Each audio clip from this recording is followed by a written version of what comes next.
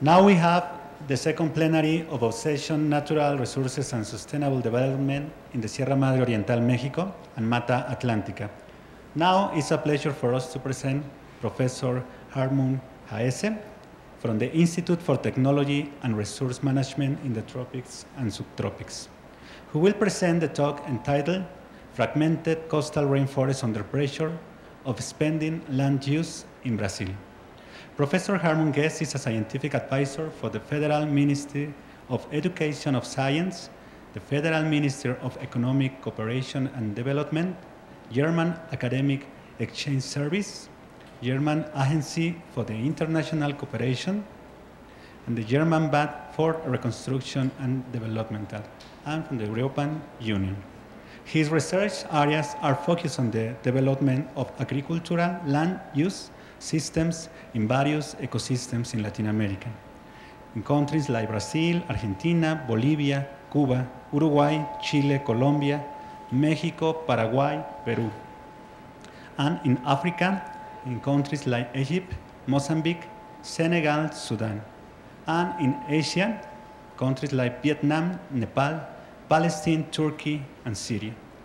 Environmental economics and natural resource management, erosion, water management, irrigation technologies, resource use efficiency, water availability and vulnerability of ecosystems in northeastern Brazil, ecosystem service in ecosystems of Mata Atlántica, sustainable water management practice, and integrating water resource management. Please welcome to Professor Hartmut. Thank you for presentation. Thank you so much. Good afternoon, ladies and gentlemen. It's a pleasure to be here with you. And I was asked to present the Mata Atlántica, and that project we managed in ITT for several years, and still we have a project in this region. So I will do something what I do not like, and always I try to tell my students, do not have a look on the wall, because speaking to the wall is not the right way to. We have to speak to the public, to the auditorium. But as I don't have my laptop here, so I have to have a look to the wall. Excuse me insofar. The objective of the lecture is to present the overview and to introduce what is Mata Atlántica. Mata Atlántica is a rainforest, coastal rainforest in Brazil, and what are the main problems today and in the past. And furthermore, I would like to present the project we run in ITT. Between Brazil and Germany, there is a long tradition of scientific cooperation, a very long tradition, starting with Humboldt, and before that, when the Jesuits developed the intellectual life in Brazil. And so one of the most important persons was Leopoldina von Habsburg, a daughter of Maria Theresia, the Emperor of Austria and the German Empire. And she was the spouse of Pedro I and the mother of Pedro II. And she was a very, very wise person, doing a lot very good things for Brazil, for instance, to forbid slavery, etc., etc. So if you have the chance to come to Petrópolis, that is a city in the Mata Atlántica, not far from Rio de Janeiro, please visit the museum there in the castle, in the summer castle of the emperor family. Before that, in colonial time, many German Jesuits contributed to intellectual and scientific development of Brazil. is also a thing what I tell my students: do not read the text which you can read there. But in this case, especially in the initial phase, I will do that, what I don't like to be done on behalf of my students. So many German scientists work in different disciplines in Brazil. The DAD is involved in Brazil. They have in nearly all universities, they have persons responsible for scientific and academic cooperation. It's still going, yeah? So, but I have a very loud voice, and so I will try to speak without loudspeaker. One of the most important persons was the botanist, Mr. von Martius. Excuse me, I will go. He did the first studies of taxonomy of the Mata Atlantica and was a very well-known botanist and professor afterwards of the University of Munich, and wrote a book, Nova Genera et Species Plantarum Brasiliensium, which was edited between 1840 and 96 in Leipzig in Saxony in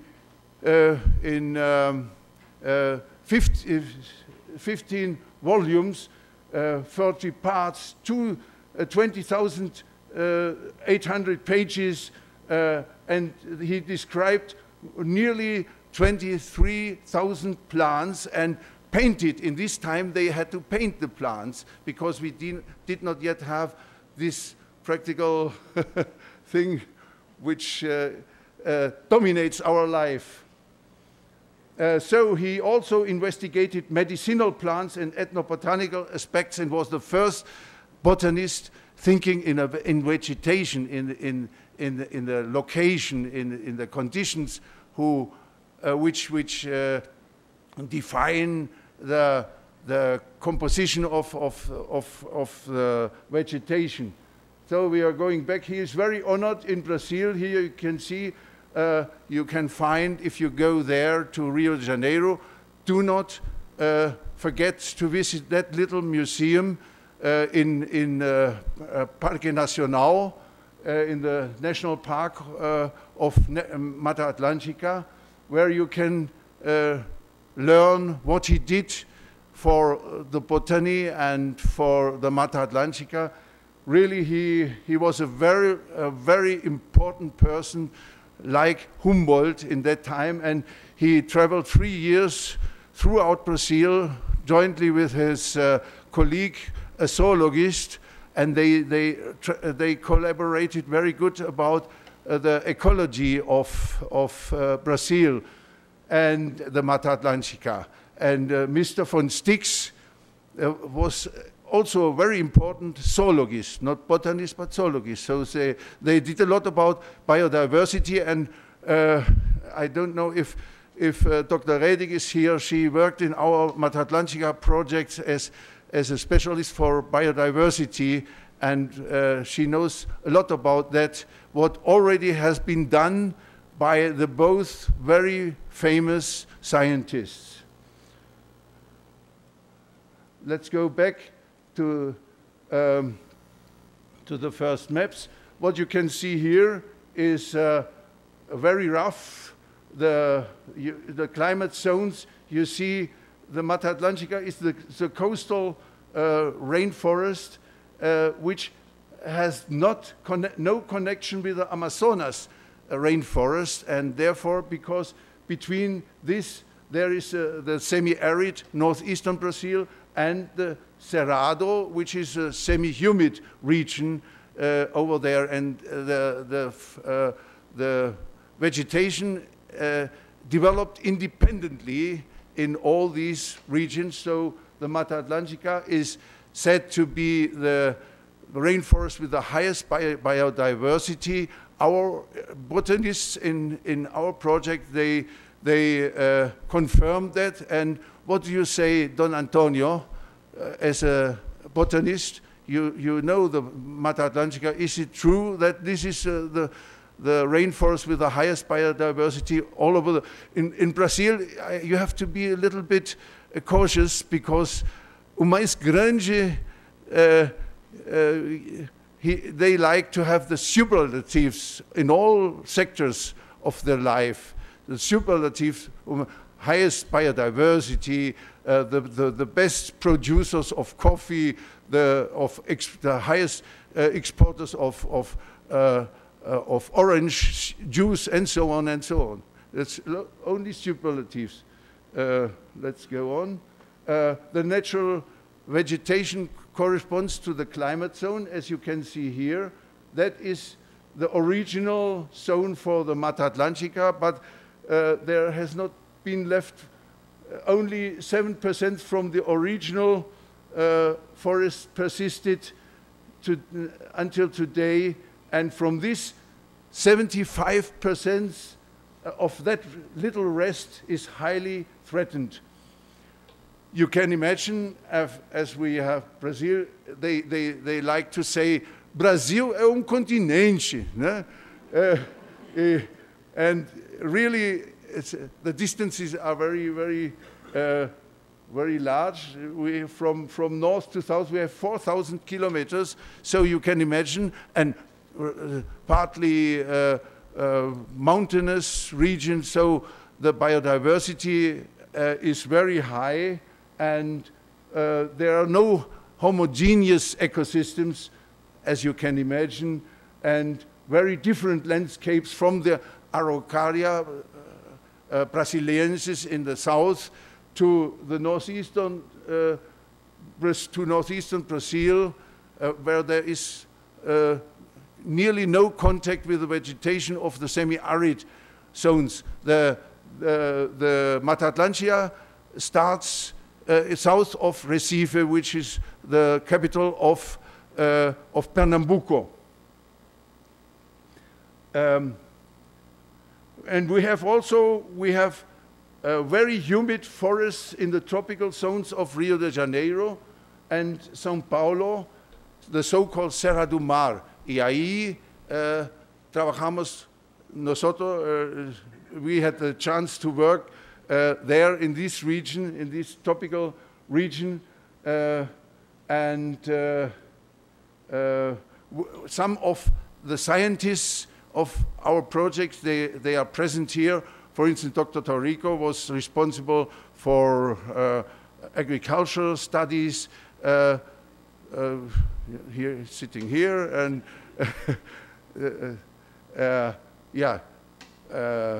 you were responsible for ecosystem services, which I will present here, Dr. Neren, yeah?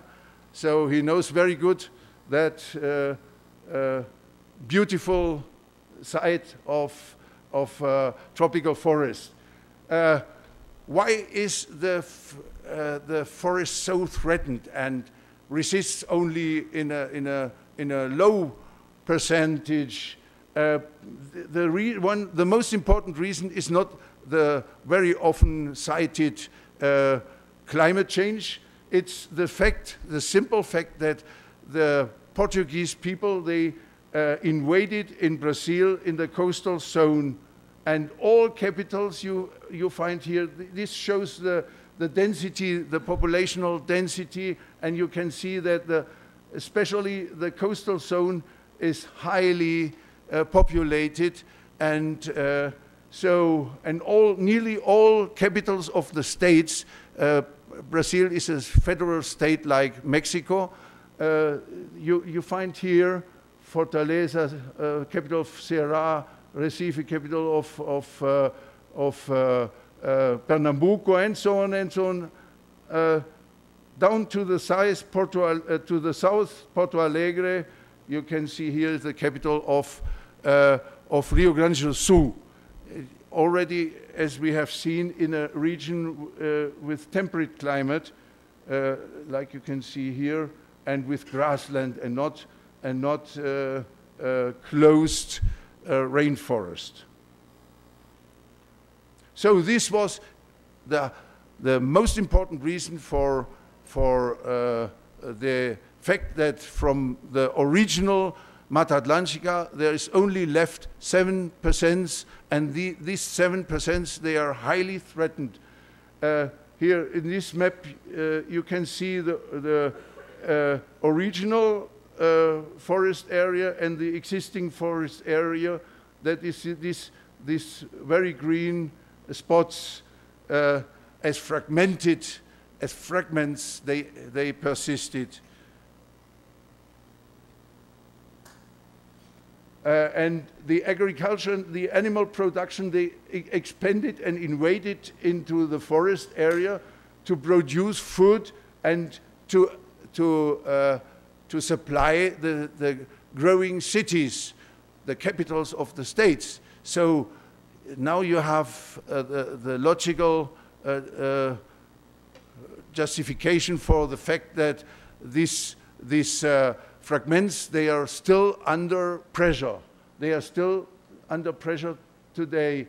And this is why we, in our projects, jointly with partners from Brazil, we search for ways to preserve the fragments and to preserve the resting biodiversity, and but at the other side to assure the food security, because this is today, it's also a challenge to supply the cities with food, and therefore this is a dilemma. Yeah, this is a dilemma, and therefore we have to find a scientific base for influence onto that ecosystems left.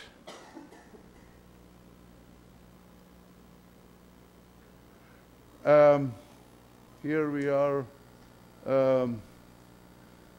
Now some information about the Mata Atlântica.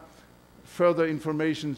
One of the most important pressures in the past have been the exploration of mines in Minas Gerais, the state of Minas Gerais, and all this iron and silver and gold has to be transported to the ports. And the most important port always was Rio de Janeiro for that, and Paraty in the south of Rio de Janeiro. And another, in the 19th century, there was a coffee boom, and nearly all sites, accessible sites in the Mata Atlântica, were planted coffee tree and annual plants, of course, and therefore the primary forest, there is nearly no primary forest left in the whole Mata Atlântica, only in such locations where normally nobody can come into that locations, and there is no access to that. And so the coffee boom in the 19th century was really for the design of Mata Atlântica very significant. Today we have still agriculture and animal production of a very high intensity, close especially to such consumption centers like Rio de Janeiro, with a high purchase power, and this influences logically the intensity of the agricultural production. At the other hand side, we have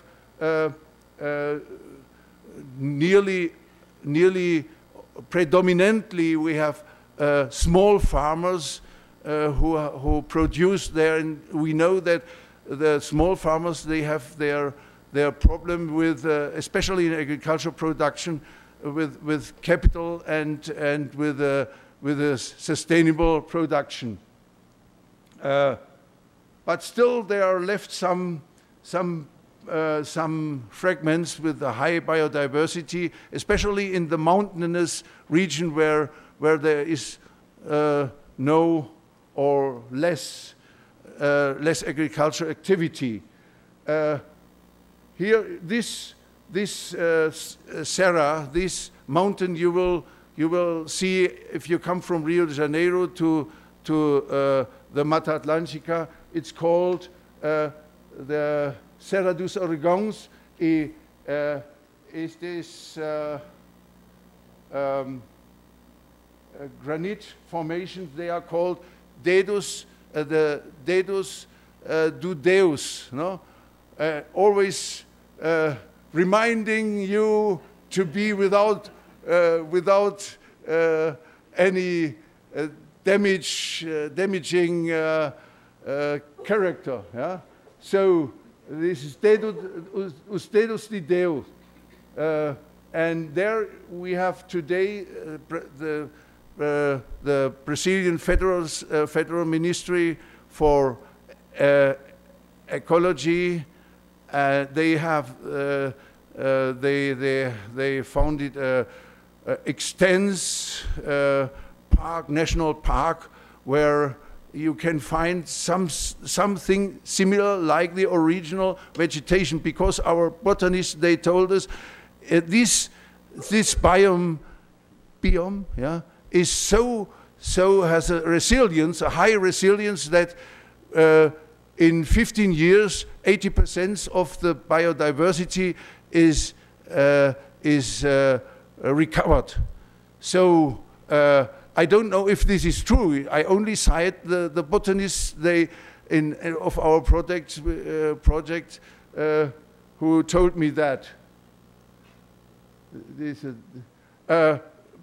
We have still, even if it is strictly forbidden, you can see the technology of slash and burn. And slash and burn is always where it's a rest for the 7% resting Mata Atlântica, and we know that this technology slash and burn is very good and ecologically good if there is enough space for people, but there in these regions where the populational density is very high, this is a death for the rest of the Mata Atlântica. Where the inclination is not too high, you can see here from this air picture, you can see there is intensive agriculture in the valleys, and where the inclination is too high, you will find the fragments of this different extension. We have large fragments, we have little fragments, and this was one of our scientific questions. How extensive has to be a fragment to survive with that biodiversity, and what is about the connectivity between the fragments? How important is that connectivity, and how could the connectivity be preserved to have an influence on the biodiversity?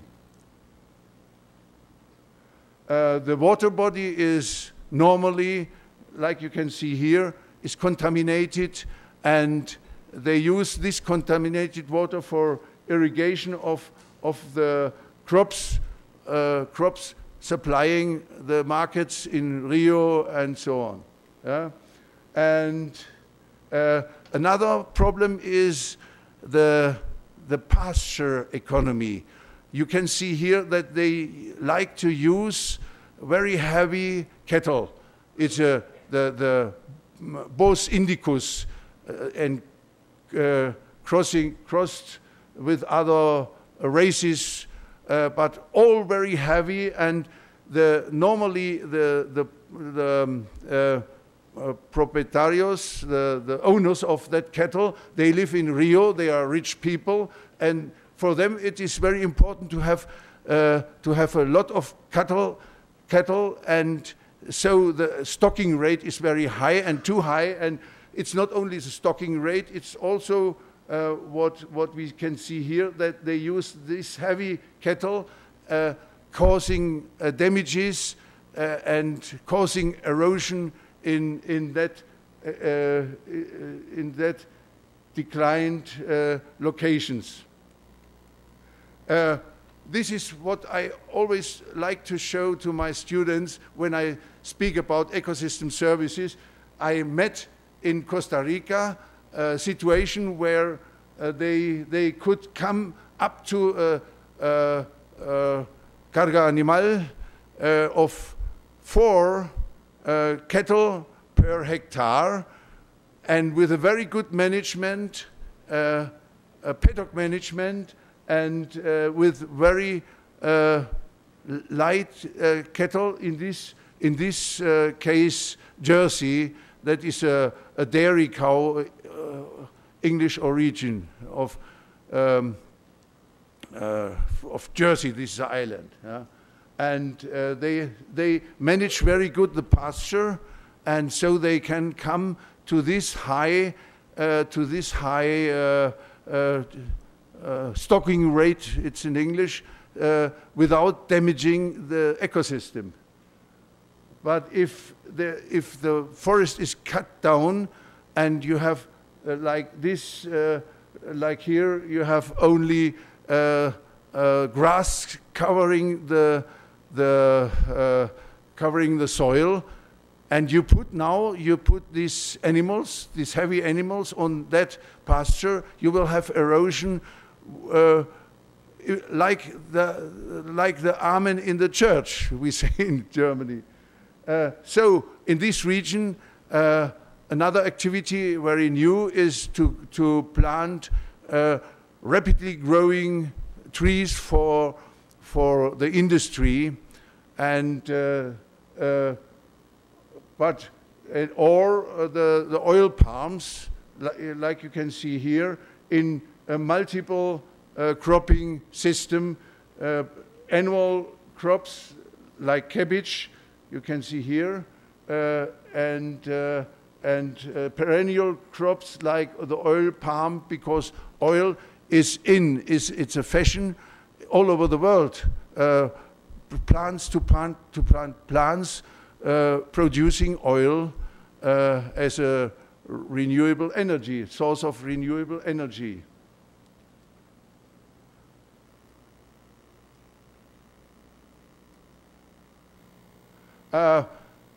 In Brazil, the government of Brazil already did a lot to save the Mata Atlântica. For instance, what you can see here, the Brazilian forest law establishes some limitations to the agricultural area and to the use of the agricultural use of this area. For instance, the forest must be kept in areas with a slope degree superior to 45 degrees, like you can see here, like they measure it, yeah?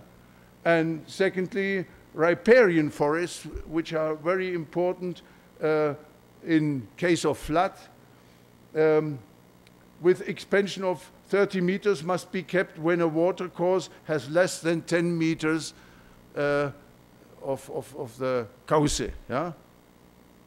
And thirdly, 50 meters of forest to protect has to be left to protect the springs. In case of animal production, the cattle, they enter into the forest and they enter into the springs and they destroy the springs, and they cause contamination. The higher part of a hill in the proportion of 1/3 considering the base of the hill must be kept as forest, like you can see here, to protect the tops of the hills. And very important, 20% of rural properties need to be maintained as a permanent forest area. It's called Reserva Legal. This is a ley.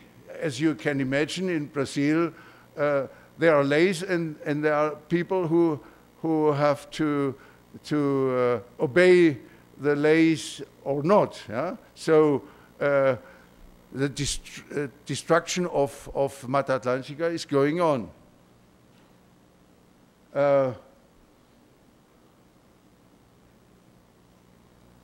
The coastal zone is mainly a mountainous region prone to degradation. From the north to the south, we could see in the map, the topography is mountainous, and therefore it's prone to degradation and decreasing ecosystem services. We call it today, we call or measure that what the nature gives to the humans. We tell it ecosystem services, and we measure, for instance, the productivity of the resources used as a indicator for the managing the ecosystem services. ITT had the opportunity to study these ecosystem services. Dr. Neren was one of the supervisors of many master theses and doctoral theses of Mata Atlântica. That means the resources utilization for many years with very good partners in Germany with some universities, and overseas in Brazil with very good research institutions and universities. And what we did jointly with our Brazilian partners is to find new ways for interdisciplinary research approach, because assessing ecosystem service requires, you tell me when 5 minutes only? Oh.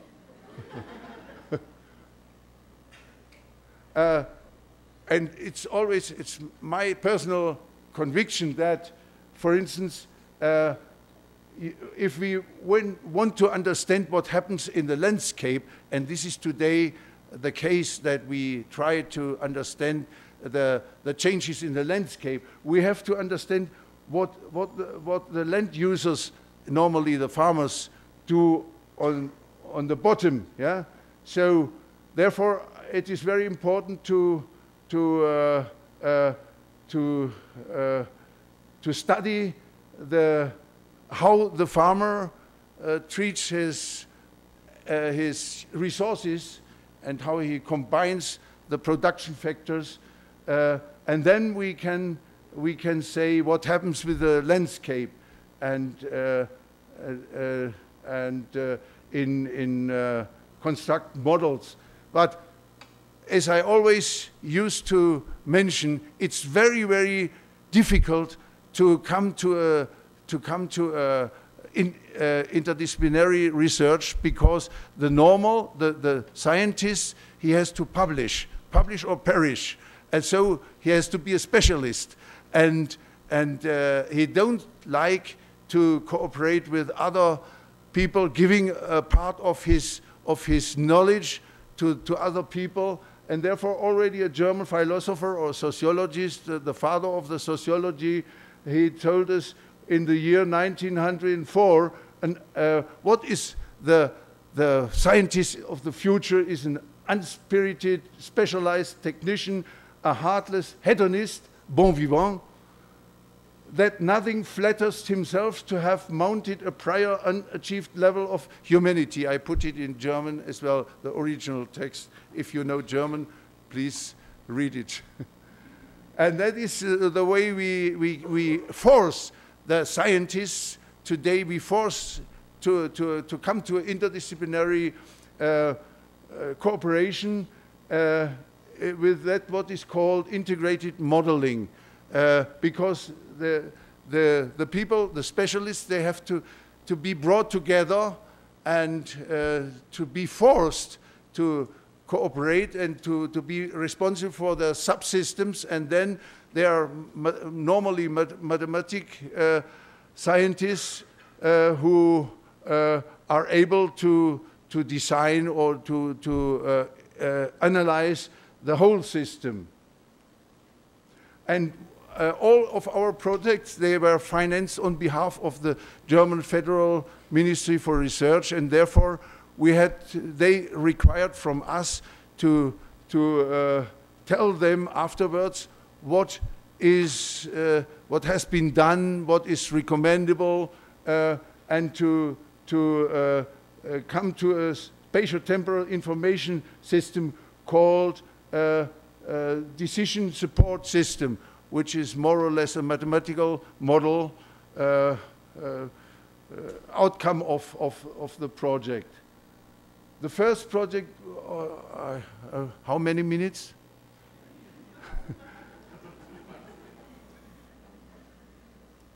I switch now to a doctoral thesis done in our project. Here you can see how we treat our students in very good houses, and they live. Some of you, they have been there and worked in this is a visit of our rector in student's house in the midst of the nature. And here you can see Santiago Penedo, a Mexican scientist who is doing his doctorate. I think you know him, huh? You should know him, huh? And you see Don Antonio, yeah, in a seminar as a botanist, because we tried to get him as a botanist for our projects, to work out and to contribute.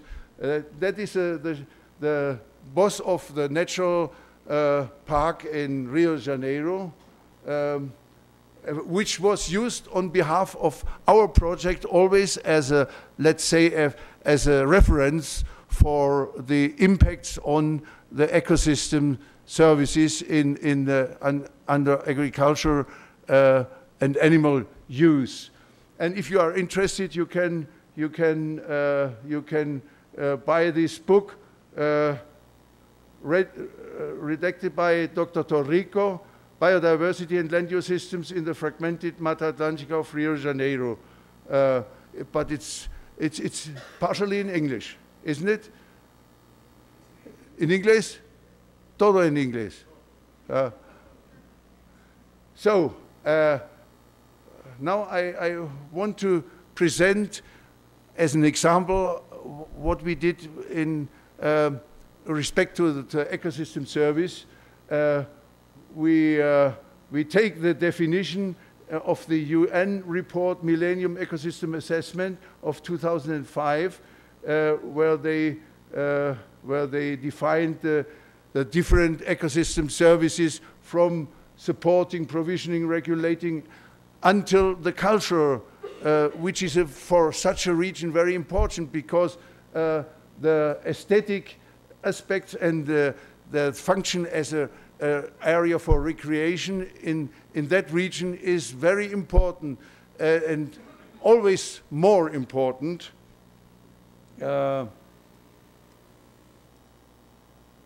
And already one of the most famous philosophers of history of mankind, Aristotle, wrote down or mentioned that dilemma. The diamond water paradox, it's called. The diamond has a high value if you are married and you want to bring a very nice present to your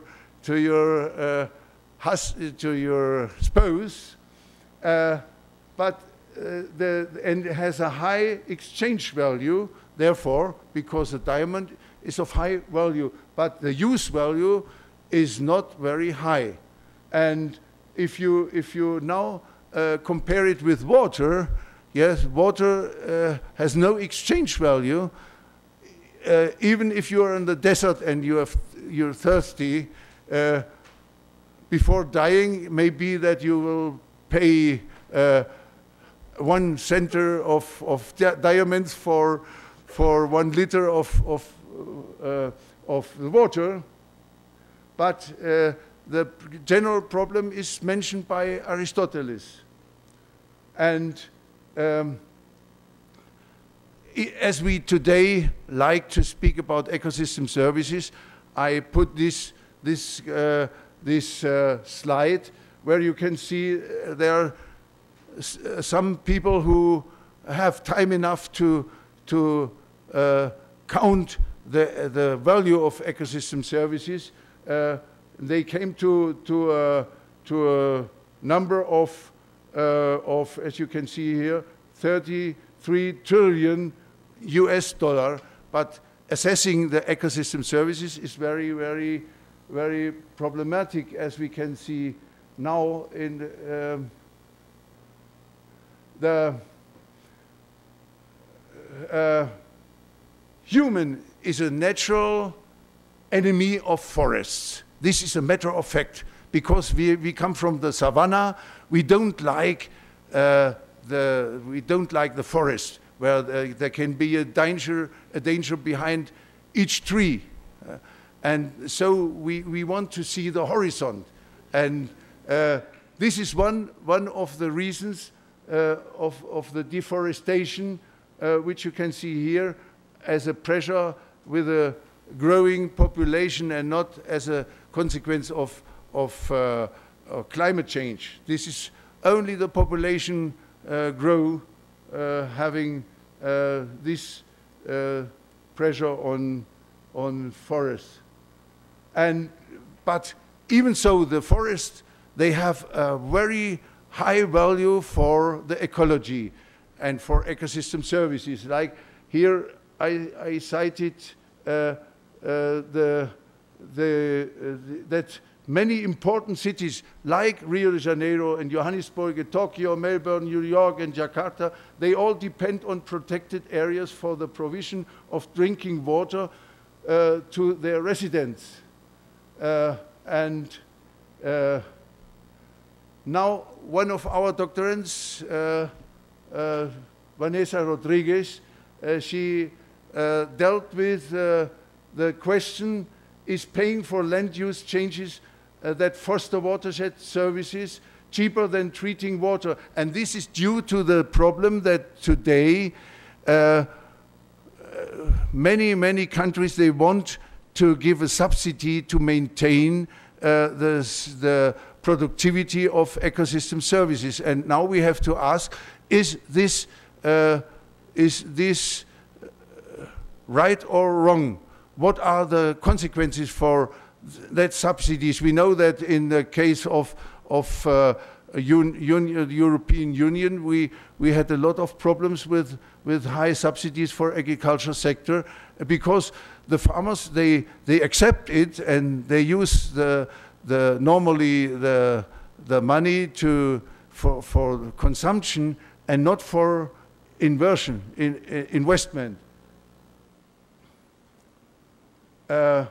So the problem of that dissertation, doctoral dissertation of Vanessa, was to assess the function of the ecosystem services and the influence of the farming systems in this region of Mata Atlantica, and to give an answer to the question, what is the right way for maintaining the ecosystem service level. And she did it from both sides, from the, now I will stop, yeah? Yeah, I ask you pardon that I did not manage very good my time, and therefore I want to, but last not least, give a very short comment about this, the findings of that doctoral thesis. The study identified both necessary inputs to enable an informed decision-making on the economic scope of incentive-based watershed management. On the supply side, sub-watersheds with high proportion of pasture, which is not, brings not a high output, like you can see here, the pasture, beef cattle, young bull creation and so on, the output, the return is very low in comparison with the high returns of the agricultural systems. And therefore,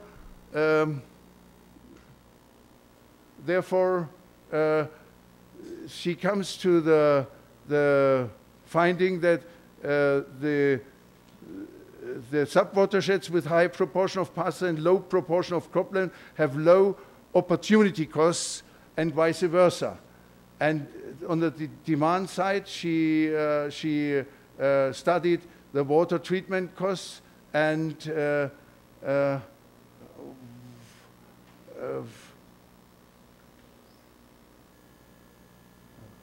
oh. I think you can, if you are interested in that findings, she published a publication now, which you can find in the internet and read it. You will find all argumentation there, and I will close with a picture from Germany, because to explain that we have the same problem in Germany, that this is a very typical landscape in the south of Germany, in my region, and you can see the people like that kind of landscape for recreation and for aesthetic purposes. They don't like to have all like it was described from Tacitus, that Tacitus wrote in his book Germania. He wrote that all the German people, oh, they are brave and hard, but how can they live in such a ecosystem? All is covered by forests, and all is humid and terrible. So the landscape today is very different from that what Tacitus told us 2,000 years ago. And the problem now is that many many farms, they go out of the production, and the forest, it will come back and create a new landscape which is not estimated on behalf of people. And so now we come to the problem, is it justified to finance payments for ecosystem services to maintain a landscape because people want to have it, and even if the economic trend is very different from this. So I will stop with this question, and you can do yourself, you can search for yourself the answer of this question, which is the same question we have in the ecosystems of the Mata Atlântica. You see, this is a general problem all over the world. Thank you so much. Excuse me my really bad management of time. Thank you. But it's very typical for me. Thank you so much to Professor Hartmut for this amazing talk. So we don't have, hopefully, time for the question. So maybe after the end of the other presentation, you can ask for personally Dr. Hartmut. Thank you. So we can conclude.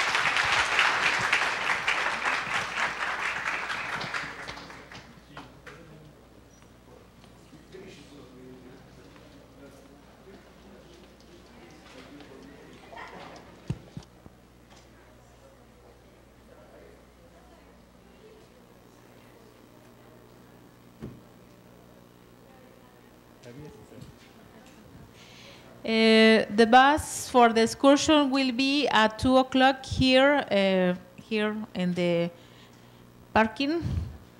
And also, if you need your certificate, please ask to the person on the desk. And tomorrow, also, you can obtain the certificates in the morning.